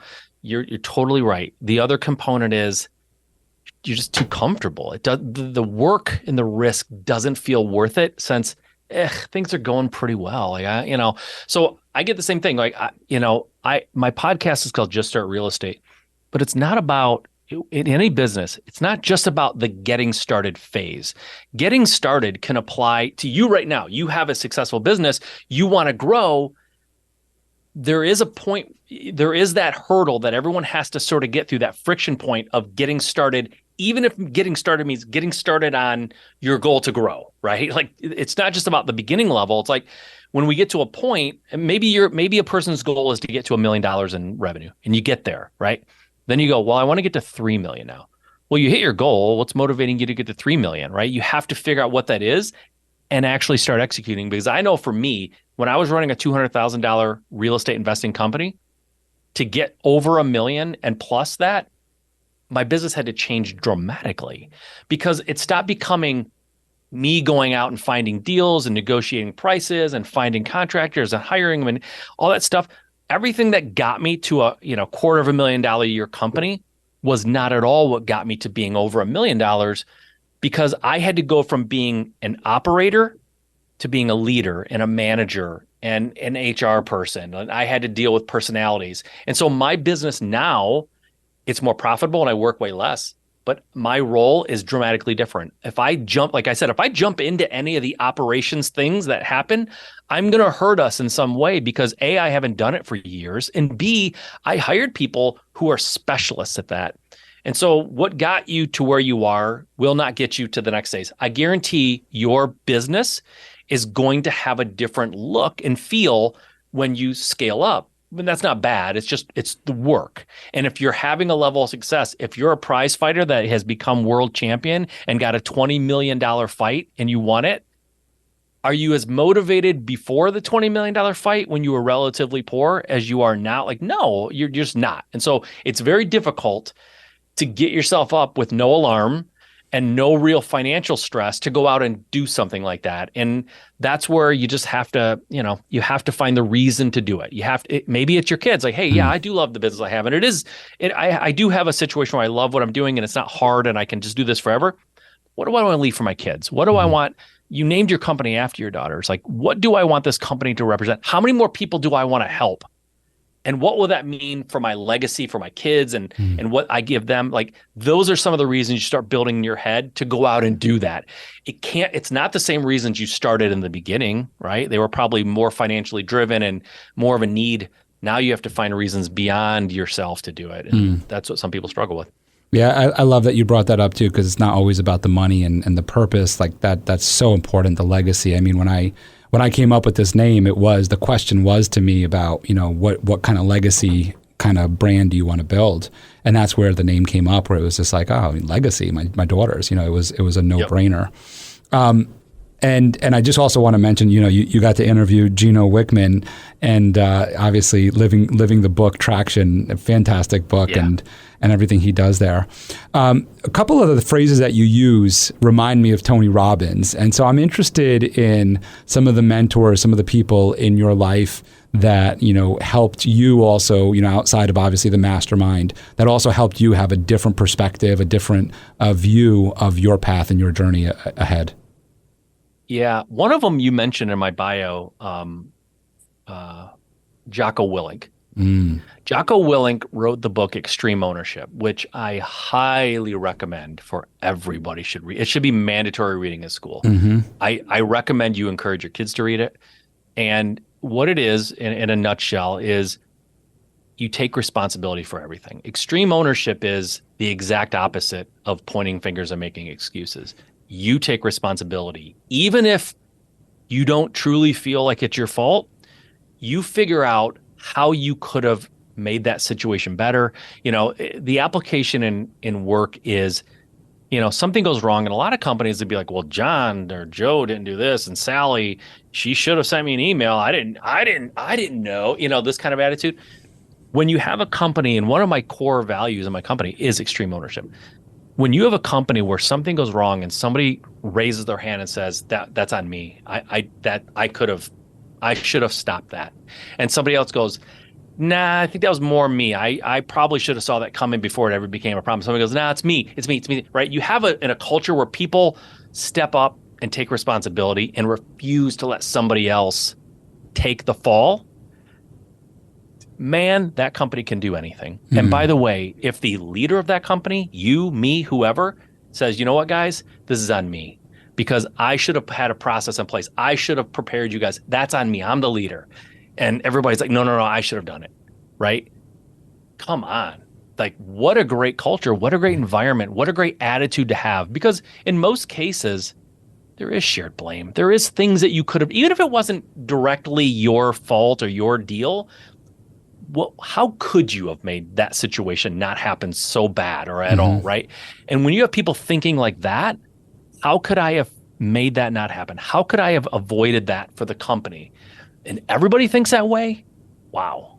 You're totally unstoppable. You can't stop that company. And by the way, if you raise kids and they have that mentality, life doesn't happen to me. I am not a victim of my surroundings or my circumstances. I am not a victim. I have control. It's my responsibility to make sure that things happen for me that are good, right? I used to tell my kids before I even knew about Jocko Willink, life, if you're in a raft, right? And life is a river. If you don't row, in other words, if you don't do anything to get what you want, the river will just take you. And the river will almost never take you somewhere you want to go. Almost never. You have to row. You're responsible. And if you don't, life will absolutely make decisions for you. You don't have to make decisions if you don't want to. But if you don't, life will make the decisions. And nobody is happy at the end of the day with the decisions that life made for them when they gave no effort. It just never works out. So I think extreme ownership is a really important concept. And I think kids should be taught it, even if you have to use Inception, even if you have to sneak it into your teachings and your advice to them. Like, if they do nothing but grow up with the idea that I am responsible for my success and failure, you will have a much, much more productive, happy person that you raise. I love the idea of Inception. One of my favorite movies, and I try to do it to myself before going to bed every night, thinking about different things to dream about, and this certainly plays a big role in it. It's funny you bring up Jocko's book because what I wanted to also ask you about was you shared a stage with him, and you shared a stage with some rather large names in the real estate industry, but just in generally speaking. And as somebody who aspires to grow to become a professional speaker to that level, to that degree, I'm very interested in how you were able to create those opportunities for yourself as well. So I speak at an event every year called Flip Hacking Live. It's put on by a company that I am one of the owners of, called Seven Figure Flipping. And that was the mastermind that I joined, by the way, years ago. Wow. I became an owner. But at that mastermind, at that event, not the mastermind, but at the event that we do, it's a public event. Anyone can go, called Flip Hacking Live, happens in October every year. We bring people to these events that speak, right? So that's how I was able to share the stage and spend time with some of these people.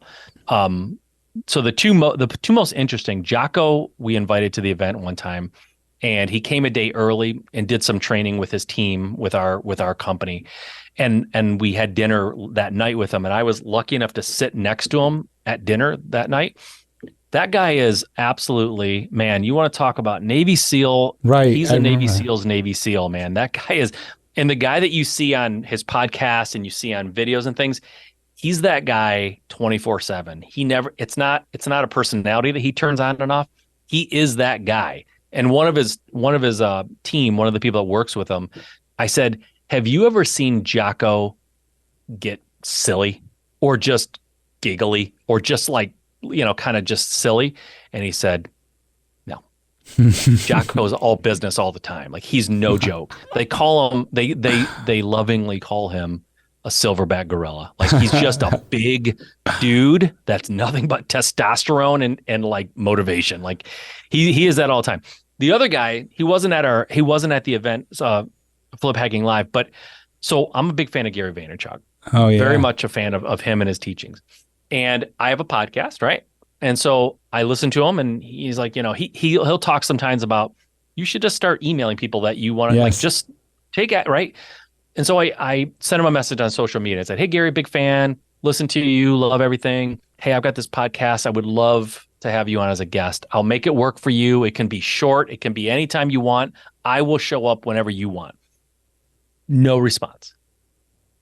A couple of days later, maybe a week at the most later, I get an email from VaynerMedia saying, hey, we're putting on an event called 2021. I think that's what it was called, 2021. And we would like you to speak at it. Now, I had never reached out to VaynerMedia. I didn't know about the event. The only possible way I was on their radar. My podcast is not big enough for them to have found me that way, probably. The only way they could have ever known about me is if Gary had said, hey, reach out to this guy and have him speak at our event. Because my guess is, knowing Gary, knowing how he operates, he got the thing on social media, said, who is this guy? Looked me up, went to my website, went to my podcast. I told him I had a podcast, obviously. Went to my podcast, probably listened to a little bit, and said, he sounds like he can talk. He's a real estate investor. Let's get him at the event. And next thing I know, I am in the Miami Dolphins football stadium in front of thousands of people speaking at a Gary Vaynerchuk event. And the only possible way that happened is because I reached out to him. And so I was able to speak at it's called Agent 2021. And I think this was back in 18, 19, 20. Yeah, 2018. Because they had 4 of them. And that's why it was called Agent 2021. They had them 18, 19, 20, and 21 were the 4 years they did it. And I spoke at the first one, and it was just from a random social media DM where I said, hey, I'd love to have you on my show. That was it. That's really awesome. It's funny. I actually remember, because I used to follow him a lot. I used to follow him a lot. And I remember he always said that, like, reach out. And so I did. I reached out to him. But at the time, I was in my beginning phases. I was like, I didn't start the podcast yet. I really didn't take any action yet. I was just more of like in that like learning phase of like, okay. Yeah. And I remember I would watch all of his talks. I would watch and listen to all of his talks and everything he had to say. I started like really digging into it. And that's when I really started my journey on this. marketing and all that other stuff. Because Tony Robbins was also kind of like simultaneous. That was more of like the personal development side for me. But Gary Vee was more of like now I do an Instagram live every day. Now I do the podcast. I do all of these different things. And it was really because of him. And I remember I sent him a message as well. And I actually have an email. I think it's in my drafts. I don't think I ever even sent it to him, but I had started this email. I know this. I don't know if I sent it or if it's in my draft. I'll have to go back and look at it. But of like, hey Gary, I've been following you, and here are the different things that I'm doing. And I started listing like, these are the things that I'm starting and things that I'm doing. And it was like, because like he was talking about this accountability, I remember, and because he was talking about like everybody says they're going to do something and they don't do it. And I was like, I'm going to show him that I'm doing it. So it's so funny. I'm like, you're inspiring me now to like go back and like email him again and be like, dude, like this is like, look at what I've done since 2017 or 18, which is when I started my journey in all of this. So that's really, really cool that you were able to create that opportunity for you. Another person for me that I started following and paying attention to on social and creating YouTube videos and all the other stuff and started really mirroring his work was Ryan Serhant. And so that's another big one for me. And I had him on my vision board in order to meet by 2023. And I was able to expedite that. I spoke about it in another podcast, but I was able to expedite that and meet him actually sooner. I got to meet him at an event. It was really cool. Got a picture with him. But you also got to share a stage with him as well, which is... I shared a stage with him at Agent 2021. He was there. Okay, cool. So, and in 18 was when he was really starting his YouTube channel and everything and just gearing up. Yeah. So that's really... exactly. Yeah, he was a personality for sure. He was a featured guest there, but yeah, he was just sort of starting out on YouTube. Really neat. Yeah. So as we're starting to like wind this whole thing down and bring it all full circle, you spoke about the prize fighter, and I thought that was really interesting because we speak about we see the prize fighter, we see them, they're hungry, like you said, they're working as hard as they can in order to get to the level of achievement that they want to get to, and when that purpose goes away, then failure has an opportunity to enter. And I know that you have a mantra that you live by, and so I'm trying not to blow it up quite yet, but I know you have a mantra that you live by and by a prize fighter. And I'd love for you to share that with our audience and what it means to you. Yeah. So if you just for a moment allow yourself to strip away the personal side of the person and just take a look at his athletic body of work. I'm a huge fan of Mike Tyson. He's a flawed person for sure, but he had a saying that resonates with me. It's in my head constantly to the point that I put it on my wall. And it's everybody has a plan until they get punched in the face. And I really believe most people have a real desire and a motivation to some level, and even sometimes get started, right? But something goes wrong, something personal, something business-wise, something money-wise, and they retreat back into their safe place and they go, well, that's enough of that, right? I tried it, it didn't work, and I'm licking my wounds, and that's over with. I'm just going to be a good boy and sit here and do what I'm supposed to do from now on. And I love that saying because everybody, you've probably seen this a million times, right? Somebody goes, oh, I'm going to do this, it's going to be great. And a year later you ask them and it's like, oh yeah, it didn't work out, right? Because something went wrong.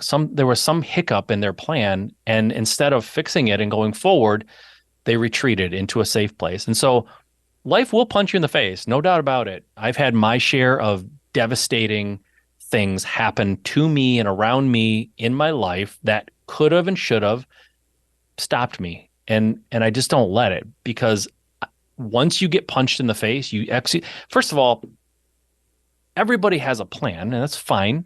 And when you get punched in the face, you have one of two options. You retreat back into your safe place, or you retool the plan. I retool plans. I don't scrap my plans. I retool them. I assess what happened. I make a new plan, and I move forward. And then when life punches me again, I retool, I reassess, I redo my plan, and I move forward again. That's the difference. And to think that you're going to come up with an idea and execute it, and it's going to be flawless, and there will never be any friction is absolutely absurd. There will 100% be friction. So I just love the saying. I just love it. Life will punch you in the face, right? What do you do now? And it's so true. I mean, I've experienced it myself, and you go back to putting your head underwater, as you had mentioned earlier, and it's just like, I remember, I had this beautiful business plan for Den10, and it was gorgeous. I mean, everybody loved it. I mean, I even had people tell me, like, this is the most robust, best business plan I've read for any agent that's entered into this carrier, and I'm trying not to put names out there, but into this one segment. That whole plan blew up, man. and I remember the thought of, like, do I sell? Do I do this? Do I do that? And back to your feeling of underwater, it's like when I thought about the thought of selling and getting out, and I was like, but then what would I do? Like, this is my dream. This is my passion. And it's like, I'm going to go back and get a job. I was like, I'm going to put my head back under the water. I was like, no way. So it's all about retooling, and totally did that. And going back to Mike Tyson, and it's interesting that you said that about his personal life, like if you just look at him as a fighter. But I would even look at his personal life and say that this guy got punched in the face in his personal life and also retooled and changed. I believe he's changed so many's perception of him by the way that he's honest and transparent and speaks to his flaws, speaks about his flaws to everybody, and finds different ways to make them his advantages, which I think is really great. And of course, we're not speaking, I want to make sure that we're also very clear here. Is like, whatever he does not from a moral perspective is not what we're talking about, but at least from what we can see in media. Yeah. Like, I don't know him personally. I don't think you do. I don't know. You know some pretty cool people. No, I don't know him personally, but I get it. What he did is so, heinous to some folks that they can't get past it. I get that. But if you just, again, like you said, like, just forget what he did for a minute. He obviously did something. He went to jail and it was horrible. And he didn't just recede into and get into bad. Like, he reset. He got back into fighting, and then he has a career now he's as popular now as he almost ever was, right? Like, everyone knows who he is. Like, he's overcome an awful lot, and he's done some stupid things. But I just think,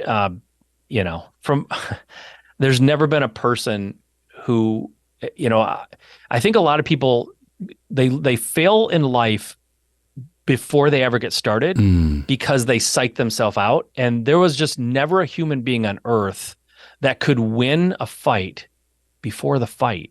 Like, people were deathly afraid of him, and you could tell they didn't think they could beat him before the bell even rang in the first round. And I think that's a metaphor for life. I think a lot of people, to them, life is Mike Tyson, and they're scared to death. They don't believe they can win in life, and they don't. They just don't believe they can do it. They already psych themselves out before they ever try. And that's the metaphor. That's what Mike Tyson did for a number of years in the 80s. He beat people before he ever laid a hand on them. They just didn't believe they could win, right? And I think that is psychologically, that is so amazing to me. I'm blown away by someone with that kind of power of, first of all, he had a ton of belief, but he made other people lose their belief. That's insane to me. And a tremendous work ethic. And it goes back to, with you and everything that you've done, and being very clear that it's not an overnight success. You spent 5 years in the trenches working on yourself, working through everything. And on the outside, it looks like an overnight success. Sure, the news article, front page and everything, but it was years of hard work that you put into it. This will, of course, be in the show notes of how people can reach out to you and contact you. But if you could share it for our audio listeners, best ways to reach you, and of course, which websites to visit for you. Yeah. Well, first of all, you can go to MikeSimmons.com. That's probably the best place. That'll have the most up-to-date things that I'm working on or excited about. I hate saying this, but you can email me at MikeSimmons.com. That sounds horrible. It's always uncomfortable to say that. Like, Mike at Mike Simmons, like how much? I'm Michael at Michael Esposito Inc. Okay, well, good. Then it doesn't sound weird to you. I've always had other email addresses, but I've recently started using Mike at MikeSimmons.com. And it's like, okay, I was going to have it be me at MikeSimmons.com, but I'm like, forget it. I'm doing Mike. But anyways, you can reach me there on Facebook. You can find me, Mike S, as in my middle name is S. Mike S. Simmons. By the way, fun fact, my middle name is Scott. I am Michael Scott. Oh, man. Funny, after The Office, my brother loves telling people that his brother's name is Michael Scott. So it's Mike S. Simmons on Facebook. I'm on there quite a bit. So you can reach me those places. That's probably the best. Awesome. It's been a real pleasure having you on the show today. It's been a lot of fun speaking with you, and I'm sure we have some more episodes to record together in the future. Absolutely, man. It was a good time. Thanks for having me. Thank you for listening to The Michael Esposito Show. For show notes, video clips, and more episodes, go to michaelespositoinc.com/podcast. Thank you again to our sponsor, Den 10 Insurance Services, helping businesses get the right insurance for all their insurance needs. Visit den10.io to get a quote. That's DENTEN.io. And remember, when you buy an insurance policy from Den10, you're giving back on a global scale. This episode was produced by Uncle Mike at the iHeart Studios in Poughkeepsie. Special thanks to Lara Rodrian for the opportunity and my team at Michael Esposito Inc. Hello, all my entrepreneurs and business leaders, and welcome to the Michael Esposito Show.